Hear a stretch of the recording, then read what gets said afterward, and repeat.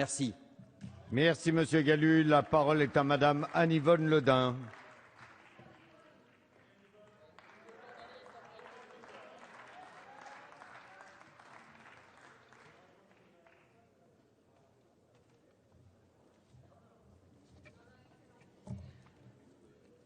Bonsoir à tous et bonne nuit. Monsieur le Président, Mesdames les ministres, mes chers collègues, j'ai entendu écouter la parole des uns, les propos des autres, les grandes convictions et les petites finesses, le bruit et la fureur qui surgissent parfois dans cet hémicycle, les pour, les contre, les dits et les non-dits, les grandes sincérités et les outrances emphatiques. Oui, et c'est très bien ainsi. Car ce texte assume enfin que dans notre société française, l'homosexualité qui, avant-hier, était un délit, et hier encore une maladie mentale, est désormais une réalité humaine, assumée socialement, politiquement, bref, une banalité. Enfin, aujourd'hui, en 2013, nous avons ici le courage d'être banal, d'accepter la banalité de l'homosexualité. Oui, notre société française a changé. Car oui, dans beaucoup, et sans doute dans toutes les familles de France, il y a eu, il y aura des homosexuels, gays ou lesbiennes. Oui, maintenant, ceci est su et cela est dit. Et oui, ce texte l'assume et dira désormais à toutes ces personnes, à toutes ces familles, à tous ces jeunes qui entrent dans la sexualité, à tous ces adultes qui parfois encore la cachent dans leur famille ou dans leur milieu professionnel, oui, ce texte leur dira tout simplement « Va ton chemin, construis ta vie, trouve ta voie. La société est là qui ne te juge pas, qui ne te juge plus et qui te laisse libre. Va ton chemin. » Cette liberté nouvelle leur donnera le choix de leur manière d'être libres, tout comme pour les couples homosexuels. Mariage, pax, union libre, célibat partagé. Les protections que la loi confère, ou pas, à ces différents modèles du vivre en couple sont nombreuses, et c'est tant mieux. Ce texte ne parle que de cela, de la liberté enfin donnée aux homosexuels, du choix de se lier ou de ne pas se lier par le mariage, ce qui suppose évidemment qu'un jour, peut-être, il y aura divorce. Oui, bien sûr, et le divorce est devenu banal lui aussi.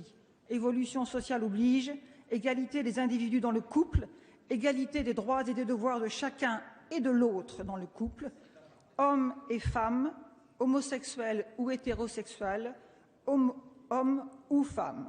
C'est ainsi que je souligne en incise que c'est la liberté conquise par les femmes qui a conduit à la liberté de tous, quel que soit le sexe, quelle que soit la sexualité. Éloge de la banalité, éloge de l'indifférence. Ce qui m'amène à rappeler ici qu'en France, le mariage civil n'est plus un sacrement, et ce depuis 1792, et surtout qu'il est seul à faire foi, même si bien sûr les églises, toutes les églises et tous les cultes conservent évidemment la liberté de marier ou de ne pas marier religieusement leurs fidèles, tout comme elles décident de baptiser ou pas. Et c'est la laïcité de notre République qui le leur garantit, qui ne s'impose à personne et qui n'impose à personne les opinions et les convictions d'un autre. Libre de sa foi, certes, mais responsable devant la loi et seulement devant la loi. Le mariage n'est sacrement que dans l'intimité personnelle, familiale ou religieuse, et la loi traite toujours de la vie telle qu'elle va. Toujours de la vie. La loi concerne toujours la vie. L'heure est venue aussi de dire que vouloir faire couple, cela peut aussi vouloir construire une descendance. Entourer, encadrer, accompagner des enfants sur le chemin de la vie, c'est pouvoir engendrer ou à défaut adopter et créer ainsi et assumer une filiation. L'adoption est là pour ces enfants en demande d'une famille qui les accueille et la fécondation assistée pour toutes les femmes devra l'être aussi dans le respect de l'intégrité des corps, notamment du corps des femmes, ce qui interdit la GPA. Faire famille implique et impose des devoirs d'affection, d'éducation, d'accompagnement, et ce pour toute la vie. Être parent, être papa, être maman, c'est l'être pour toute la vie. Engendrer, adopter, c'est pour toute la vie. Et oui, les homosexuels sont des gens responsables, comme le sont les hétérosexuels. plus ou moins brillant, plus ou moins solide, plus ou moins aimant, plus ou moins.